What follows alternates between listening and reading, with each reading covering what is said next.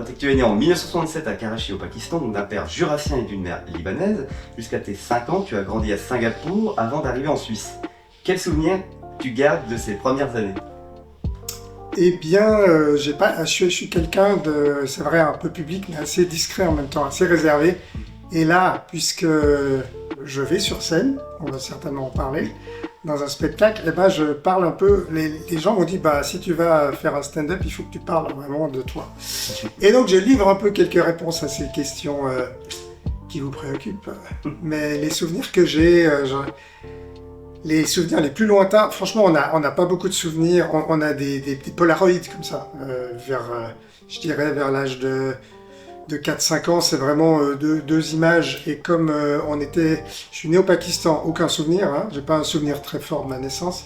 Mais après Singapour, jusqu'à l'âge de 5 ans, j'ai un souvenir d'une école où on apprend le chinois. Voilà. Où on nous montre des images et on doit répéter en chinois. Et après, j'ai un souvenir un petit peu traumatique de l'arrivée en Suisse. Voilà, un nouvel élève, accueillez-le bien, tout ça. Et l'installation en Suisse, c'était... Voilà, après des voyages, il fallait... c'est jamais évident d'arriver dans une classe, hein, pour ceux qui ont connu ça. Tu étais bon élève à l'école? J'étais bon élève, oui, j'aurais pu faire quelque chose de bien dans la vie. J'avais des bonnes notes. Ouais, plutôt dans plusieurs domaines d'ailleurs. Peut-être un point faible pour les maths quand même. Donc c'est pas plus mal que je me suis pas dirigé vers la physique nucléaire par exemple. Alors, est-ce que tu te souviens justement du premier dessin que tu avais fait étant enfant justement? Premier dessin enfant? Ouais, un souvenir Wow. de dessin d'enfant justement. Je montre dans le spectacle des dessins de la petite enfance. Et ensuite, je montre aussi le premier dessin paru dans un média, parce que c'est une étape dingue, quand tout d'un coup on sent ce shoot d'adrénaline d'être imprimé dans un journal. Mais mes premiers dessins d'enfance, c'est des gribouillages illisibles aujourd'hui. C'est des BD déjà, et ça recouvre des cahiers et des cahiers. Il y a des coffres pleins de feuilles. Et après, quand je suis à l'école primaire, c'est les rectos des brochures de maths, d'allemand et de physique, parce qu'on avait des brochures imprimées au recto, et donc je dessinais au verso. Voilà. Et donc j'ai rempli des versos de brochures, et elles sont toujours visibles dans des archives. Et c'est assez stupéfiant, parce que j'ai de la peine à comprendre ce que j'essaye de raconter dans ces histoires. Comment justement a réagi ton entourage quand tu as annoncé que tu allais devenir dessinateur de presse? C'était un choc pour ma mère qui me voyait médecin. J'ai toujours dit que je serais chirurgien. Donc elle a dû se faire à l'idée que j'aurais jamais un métier qui rend une mère libanaise vraiment fière.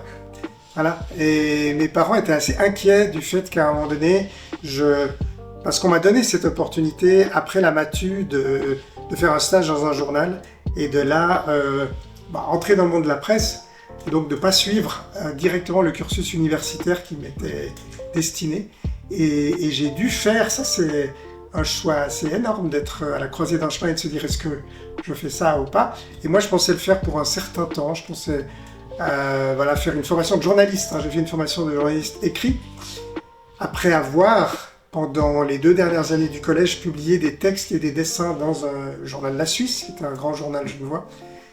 Et voilà, j'ai fait ce choix, je suis tombé dans cette marmite et j'en suis jamais ressorti.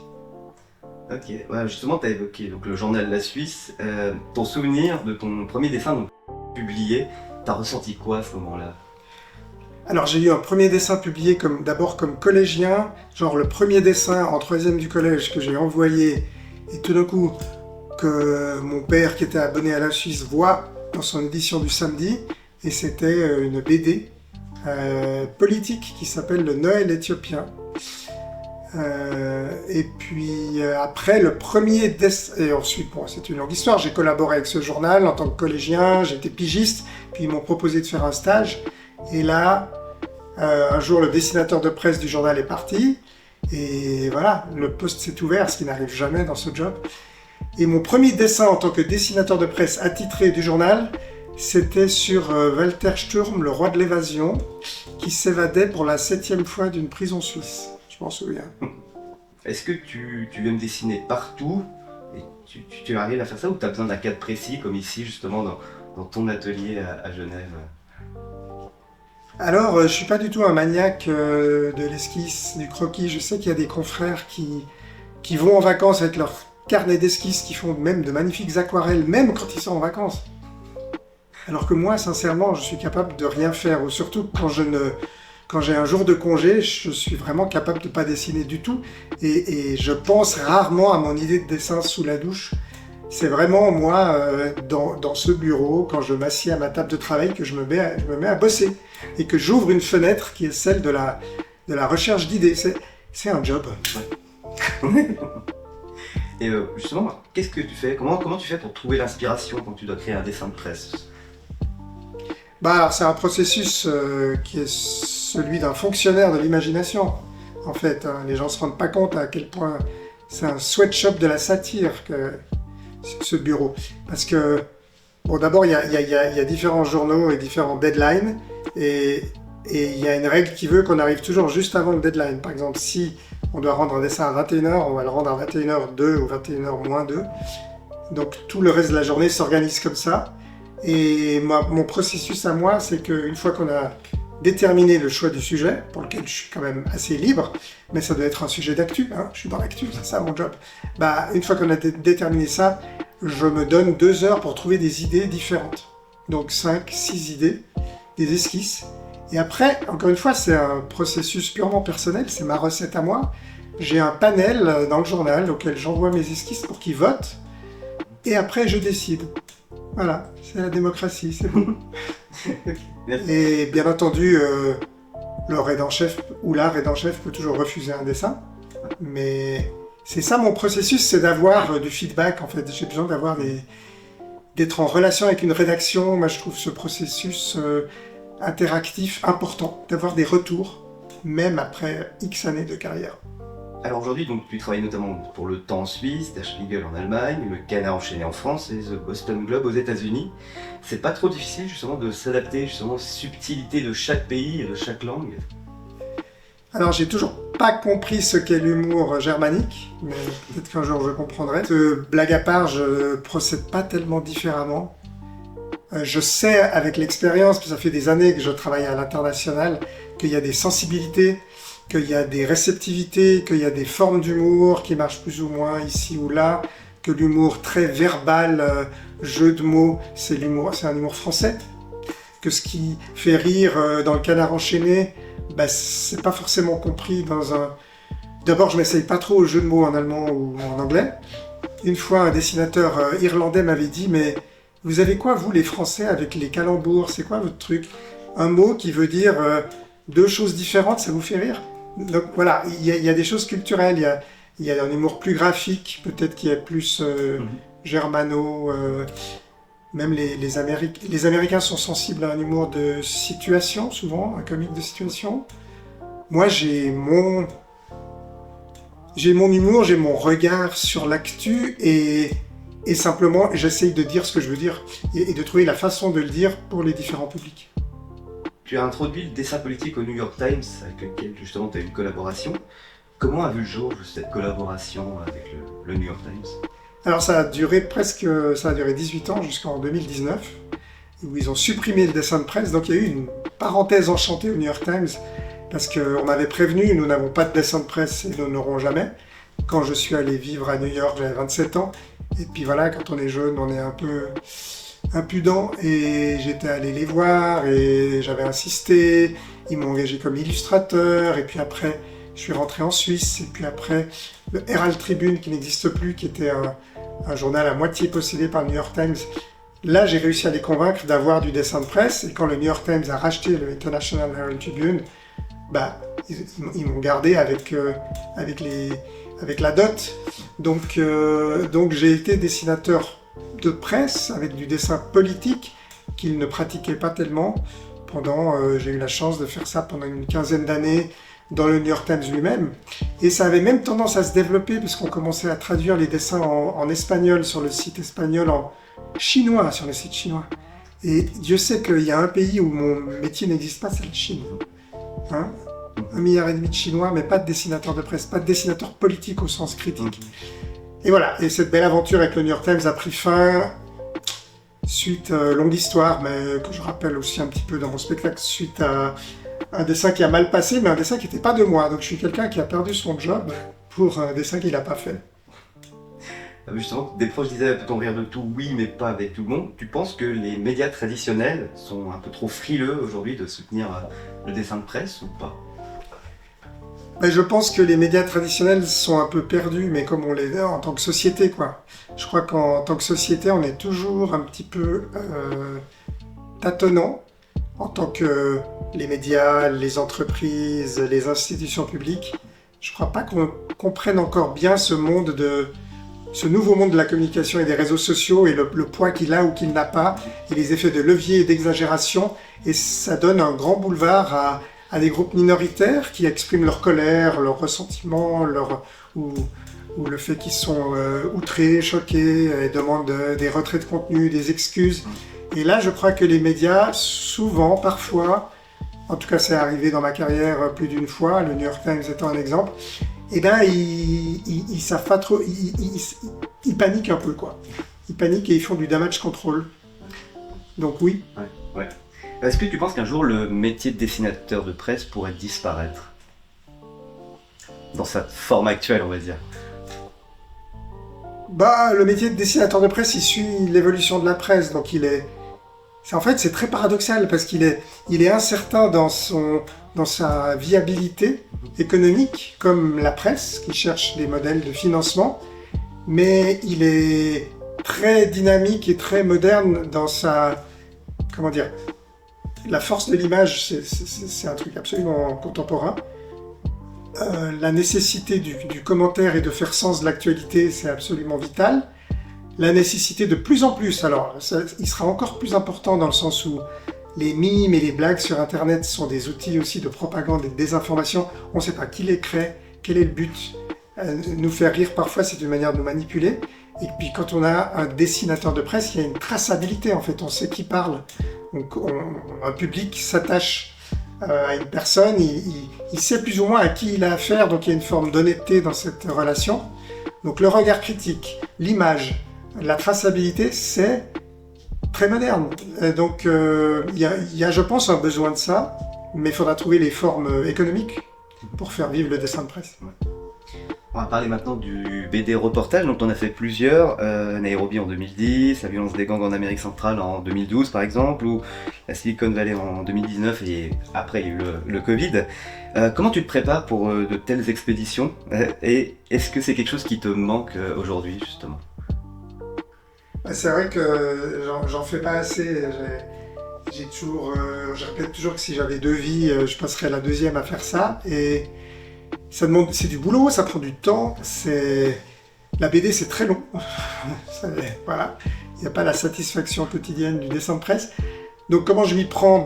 Souvent, je profite d'une opportunité, d'un voyage au long cours, d'une conférence quelque part pour prendre une dizaine de jours et trouver la matière d'un reportage BD. Des fois, c'est le sujet qui vient vers moi. Quand le Covid nous a enfermés, je me suis dit, j'aimerais raconter ce qui se passe à l'hôpital de Genève. Et j'ai eu cette idée de suivre des médecins, des infirmières, des policiers, des gens qui étaient là autour de nous, en fait. Et voilà, j'espère que la prochaine opportunité me permettra de faire ça. Mais ça demande du temps. Par exemple, là, en vacances, avec ma femme Anne-Frédérique, on se refait pas, on est les 2 journalistes. Donc, pour vous dire, on a fait un interrail dans les pays baltes et on allait voir la frontière russe en Estonie. Et il y a de la matière à reportage et j'étais très tenté d'en faire un BD reportage. J'avais simplement pas assez de matière. Il faut quand même du boulot, quoi. C'est pas juste en étant vacancier que j'ai recueilli assez de matière. Mais voilà, je suis toujours tenté. Okay. Est-ce que ça t'est déjà arrivé de t'auto-censurer, de te dire que telle idée de dessin pouvait aller trop loin? Oui, forcément, je m'auto-censure peut-être même de manière régulière, dans le sens où l'autocensure, c'est un autre mot pour le professionnalisme aussi. Quand j'ai raconté mon processus sélectif, faire plusieurs esquisses, les montrer, avoir un feedback, c'est-à-dire qu'on s'expose, mais volontairement, à des retours. Peut-être il y a des gens qui vont dire ouais, mais ça passe pas, puis je vais demander mais pourquoi, etc. À la fin, c'est moi qui vais décider, je veux faire ce dessin. Et encore une fois, la règle du jeu, la rédaction en chef peut dire non, il passe pas. Et là, on va avoir un débat vif, s'il le faut, sur un dessin qui serait refusé. Mais ça, c'est la censure. Et là, la question, elle était sur l'autocensure. Donc en amont, il y a un processus sélectif. En amont, la corbeille à papier, c'est déjà une forme d'autocensure. Quand on a une idée qu'on juge à côté de la plaque, peut-être trop excessive par rapport à... qui touche pas dans le mille. En fait, moi, j'essaye de viser dans le mille. Et des fois, c'est au prix d'un dessin dur ou provoque. Mais je cherche pas le dessin provoque pour la provoque. Ok. Peut-être pour rebondir là-dessus, justement, donc en France, il y a quelques années, on a vu que de simples dessins pouvaient mener justement à des attentats ou à un assassinat, de Samuel Paty. Est-ce que justement, quelle incidence cela a eu sur ton travail? Est-ce que à ce moment-là, si tu te souviens, est-ce que ça t'a freiné plutôt, ou au contraire, si tu t'es dit, ça, je vais aller plus loin dans la liberté d'expression? Je me suis pas dit je vais aller plus loin parce que je cherche une espèce de juste milieu dans... En fait, je cherche à ajuster le tir, quoi. C'est un peu comme l'artillerie. Il faut viser dans la cible, en fait. Ça n'a rien de viser trop fort et trop loin. Mais évidemment que Charlie Hebdo a jeté une ombre sur toute la profession. Et évidemment que dans notre subconscient de cartooniste, on a tous Charlie Hebdo en tête. Et ce serait mentir que de dire que ça ne doit pas nous influencer quelque part. Mais en même temps, le contraire est vrai, c'est-à-dire que face à la peur, face à la tétanie, la meilleure réponse, parfois, c'est juste le courage. C'est aussi un peu libératoire. Donc des fois, si on se dit, non, mais est-ce que je dois faire ce dessin? Et si je suis convaincu que... Encore une fois, un dessin pour moi, je dois pouvoir le justifier. Parce que pour moi, je veux dire quelque chose à travers une image, fût-elle forte, et que ce soit sur l'islamisme ou tout autre sujet. Et après, je dois pouvoir le justifier. Donc là, je vais contrôler le message que je veux donner, mais je ne peux pas contrôler sa réception. Ça, c'est la règle du monde dans lequel on est. Ça peut donner un effet papillon. Ça peut donner dans le monde, de l'autre côté du monde, des réactions dans un public qui n'est pas disposé à comprendre ce dessin. Mais si moi, j'assume et je maîtrise ce que j'ai voulu dire et que je suis dans mes bottes, tranquille avec ça, je ne peux rien faire d'autre. C'est la liberté d'expression. Pour rebondir sur cet effet papillon, quand tu es justement dans un journal, tu t'adresses justement à un lectorat, et puis maintenant avec les réseaux sociaux, forcément, ça va être à la vue de tous. Est-ce que justement, ça a été facile pour toi de voir tes dessins, justement, de sortir du papier pour se retrouver sur le web? J'y contribue puisque je suis sur les réseaux sociaux. Et grâce aux réseaux sociaux, je n'ai jamais été aussi vu. Donc il y a ce paradoxe de nouveau. Ça donne une visibilité et une popularité qui n'existait pas avant, mais ça donne aussi une exposition qui est facteur de malentendu. Et donc il y a eu déjà plusieurs fois des espèces de tempêtes sur les réseaux sociaux suscitées par mes dessins. Une fois sur la Cour suprême américaine que j'avais représentée en taliban ou en mollah, où on m'a tout à coup reproché d'être un raciste islamophobe. Une fois sur un dessin sur l'Inde et la Chine,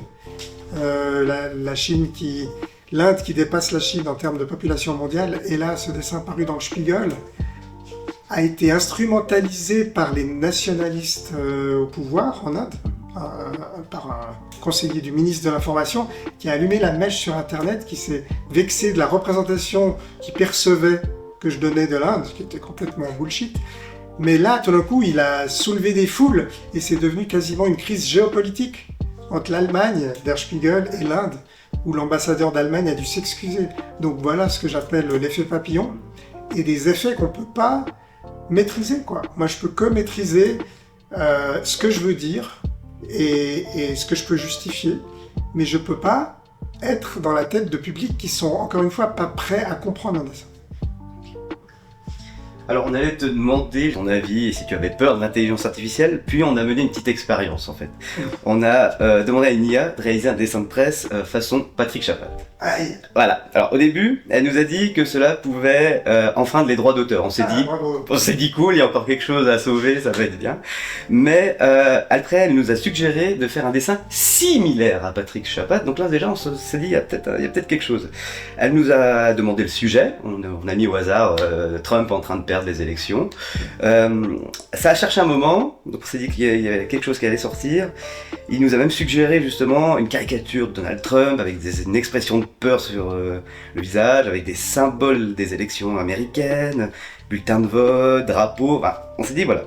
Puis à un moment ça a tourné, il n'y a plus rien, il nous a dit, Lia, justement que cela ne respectait pas sa politique de contenu. Oui, il a changé d'avis. Voilà, c'est ça. Alors on s'est rabattu sur un dessin de presse justement en noir-blanc, similaire à toi justement, on lui a demandé, montrant un assuré ayant peur de voir ses primes augmenter. Donc on a dit un truc comme ça, et là il y a un résultat qui est sorti. Donc on voulait te le montrer justement, et que tu fasses un commentaire. Il a plus peur de Trump que de... Il a plus peur du copyright. C'est ça, exactement. Sur un autre sujet. Exact.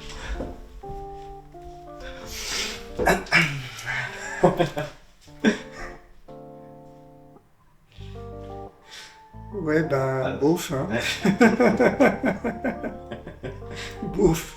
C'est marrant, c'est vraiment assez typique, mais bon, faut pas rigoler trop vite, hein, parce que rira bien qui rira le dernier, mais c'est assez typique de ce que produit l'IA, c'est-à-dire ces espèces d'illustrations. Alors, pour certains types d'illustrations, je pourrais même me faire du souci. Dans le dessin de presse, il a beaucoup de peine, hein, quand même, à capturer ce qui fait la chaleur, la personnalité d'un trait de dessin de presse. Donc il nous fait une espèce d'illustration, vraiment avec des symboles lourds, un peu évidents, un peu appuyés, et c'est pas encore ça, quoi. Je suis rassuré.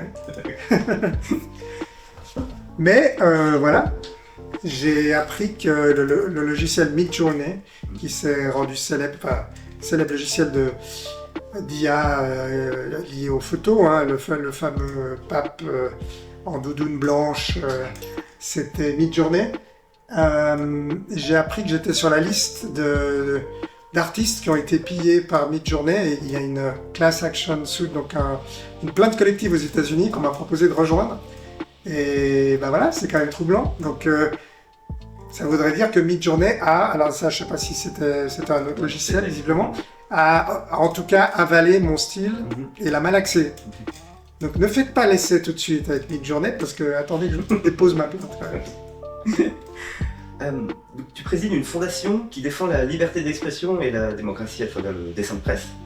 Concrètement, quelles sont les grandes missions de cette fondation ? La fondation Freedom Cartoonist, elle veut défendre le dessin de presse, mais plus loin que le dessin de presse, elle veut défendre la liberté d'expression et défendre le dessin de presse et la liberté de la presse, parce que toute l'histoire du dessin de presse s'est inscrite dans l'histoire de la liberté de la presse, et finalement, ils ont grandi main dans la main. Et donc, voilà, moi je suis aussi profondément journaliste et attaché au sort de la presse et des médias professionnels. Et donc je trouve que le dessin de presse c'est un bon emblème, en fait, ou symbole pour parler de ça. Donc c'est tous les 2 ans, parce que sinon ce serait trop de boulot. On donne un prix international du dessinateur de presse, et en fait c'est un prix droits de l'homme. En fait on le donne en alternance avec une autre ONG aux États-Unis qui s'appelle Cartoonist Rights, et donc il y a un grand prix international du dessin de presse qui salue un dessinateur pour son courage. Celui qu'on donne à Genève s'appelle le Kofi Annan Courage in Cartooning Award, parce que Kofi Annan était le président d'honneur et en fait était un fan de dessin. Et un vrai, quoi, quelqu'un qui n'a pas hésité à écrire à des chefs d'État pour défendre des dessinateurs de presse, ce qu'on ne sait pas de lui. Et donc voilà, on donne un prix international, et à cette occasion on fait un événement le plus large, le plus puissant possible, pour rehausser le statut des dessinateurs, mais aussi pour parler de liberté de la presse. Et tout ça, on le fait le 3 mai, journée mondiale de la liberté de la presse. Est-ce que tu as des personnes qui t'ont inspiré dans ta vie ? À part ma femme, Anne-Frédéric. Oui, bien sûr. Dans mon métier, Daumier est le grand-papa du dessin de presse, mais Pat Oliphant était un grand dessinateur. Il est toujours d'ailleurs, il est toujours vivant. Australien qui a immigré aux États-Unis puis qui a défini le style américain auquel peut-être je me rattache et que votre logiciel d'IA a très très lamentablement échoué à reproduire. Et voilà, après j'ai évidemment des modèles dans tous les domaines. Bon, ce serait large, mais je suis amoureux de Rimbaud, voilà, sans transition. Et sans transition aussi. Est-ce qu'il y a un dessin dont tu es le plus fier qui sort du lot? Question que vous n'êtes pas les premiers à poser et à laquelle j'ai jamais la bonne réponse. Et ce serait un truc que de dire celui de demain. Mais quand même, un dessin de la planète Terre avec un gros nuage qui tourne autour. Et puis il y a ces gens qui voient ce gros nuage et qui disent « Oh mon Dieu, d'où ça vient ?» Et on voit, nous, le spectateur, que le nuage vient du pot d'échappement de la petite voiture qui les conduise. C'est un dessin qui est magnifique parce qu'il est très simple. Et ce qui est très simple est difficile en fait. Qu'est-ce que tu dirais aujourd'hui à quelqu'un qui voudrait se lancer dans le dessin de presse? Bon courage, bravo. Et il faut y aller. Parce que c'est la même réponse à donner à quelqu'un qui veut se lancer dans la presse. Mais il faut aussi le faire en ayant un maximum d'outils à disposition. Animation, toutes les formes de déclinaison du dessin, voire même la BD, les reportages BD. Enfin, on peut faire énormément de trucs avec le dessin. Ce machin-là, c'est un truc magique. Un crayon et une feuille de papier ou un iPad, si vraiment, c'est vraiment magique. On va parler maintenant du spectacle. Comment est née l'idée de faire un one-man show autour du dessin de presse? Eh oui, drôle d'idée, un spectacle, en effet. Oui, on m'a soufflé l'idée. Bon, je faisais des conférences et j'ai pris goût à ça. J'ai fait des conférences TED aux États-Unis et au Royaume-Uni. J'ai fait des conférences ici et là, même au Forum de Davos, et j'ai vu qu'on pouvait développer un langage où le dessin sur scène a une autre vie, en fait. Et on garde la chute pour la fin. Hein. Le dessin dans le papier, on doit le voir d'un coup. Et on doit nous faire le cheminement. La chute, elle se fait dans notre tête, en fait, en quelques secondes. Le dessin sur scène, il faut l'amener, en fait. Il faut une temporalité, et il faut que ce soit très écrit pour que la chute marche. Et ayant développé ce langage, je pense qu'il y a des producteurs, en l'occurrence d'Opus One et aussi Vincent Zaguer et Recrozio du Théâtre Bouligny, Frédéric Recrozio, qui m'ont dit « Tiens, tu veux pas faire un spectacle ?» Je pense qu'ils avaient vu mes prestations sur scène et ils se sont dit qu'il y avait quelque chose à faire. Et voilà, ça fait depuis janvier que oui, ça tourne et que l'accueil du public est vraiment super. Donc c'est encore une fois une autre gamme, quoi. C'est toujours le dessin, mais il vit là autrement. Est-ce que tu as pris des cours de théâtre ou des cours particuliers justement pour le préparer, ce spectacle? Où tu t'es retrouvé justement sur scène devant un public avec un texte? Non, pas de cours de théâtre. Pas de cours de théâtre parce que je crois que la clé du truc, c'est que je sois moi-même sur scène. C'est un dessinateur de presse qui parle. Et qui parle de liberté d'expression, d'humour, aujourd'hui, de exactement toutes les questions que vous m'avez posées, et qui fait vivre des dessins, et qui doit faire le dessin du lendemain. Donc tout ce que j'ai écrit me parle parce que c'est moi, et donc je dois être moi sur scène. Donc il ne faut pas trop jouer avec soi-même non plus. Par contre, j'ai quand même appris des choses. J'ai appris à poser les choses. Le spectacle a pris un quart d'heure. Il durait 1 heure, et il dure 1h15, sans que je réécrive du texte. Ça veut dire que j'ai énormément posé des choses en termes de présence, en fait. Le public, à quoi il peut s'attendre, justement, en venant te voir en spectacle? J'espère qu'il s'attend à pas grand-chose et qu'il sera surpris. En fait, ça commence comme une conférence et ça devient autre chose. Et ça devient un spectacle. Donc, il peut s'attendre à voir un petit peu de dessin live, ces fameuses esquisses dont on a parlé, trouver l'idée du dessin du lendemain. Il peut s'attendre à être surpris par ce qui va se passer dans le fond de la scène aussi. Il peut s'attendre à ce que l'image finisse par tout envahir. Il peut s'attendre surtout à me suivre à l'intérieur de mon cerveau et dans les méandres de ce cheminement du dessinateur de presse. Et et à voir avec moi à quel point c'est un métier de funambule aujourd'hui, le métier d'humour, dans un monde où il y a de plus en plus de précautions et de... Ouais, les gens sont de plus en plus aussi vexés facilement, donc comment est-ce qu'on chemine? Tu as des dates prévues prochainement en Suisse, tu peux nous dire lesquelles? Il y a eu une première tournée au printemps, en début d'année, et là il y a une deuxième saison et qui commence en septembre. Il y aura surtout des dates à partir de mi-novembre. Donc on sera il y a plein d'endroits, on sera à l'Octogone de Puy, à Lausanne, on sera à Châtel-Saint-Denis, à Romont, à Delémont, à Genève, au BFM, c'est grand, et à Neuchâtel, et peut-être d'autres dates. Dernière petite série de questions qui sont un peu plus questions privées. Alors, est-ce que tu as des enfants? J'ai 3 enfants, 3 garçons, monsieur. Ah, et qu'est-ce que tu penses de leur dessin? Et les 2 grands n'ont pas un goût immodéré pour le dessin. Le troisième il a un certain sens du dessin, mais il a laissé tomber ça à l'adolescence. Est-ce que tu as des passions? À part le dessin, la bande dessinée, le dessin, le reportage dessiné, pas beaucoup. Et en fait, c'est ça le truc, quand sa passion devient son travail. Est-ce que c'est une bonne chose ou bien je fabrique pas tellement des Tours Eiffel en allumettes, tu vois, des trucs comme ça. Mais ça me manque certainement d'avoir un hobby un peu maniaque. Et alors, si nous étions à l'heure de l'apéro dans un bar, qu'est-ce que tu commanderais justement comme boisson? Ça peut être un classique Aperol Spritz.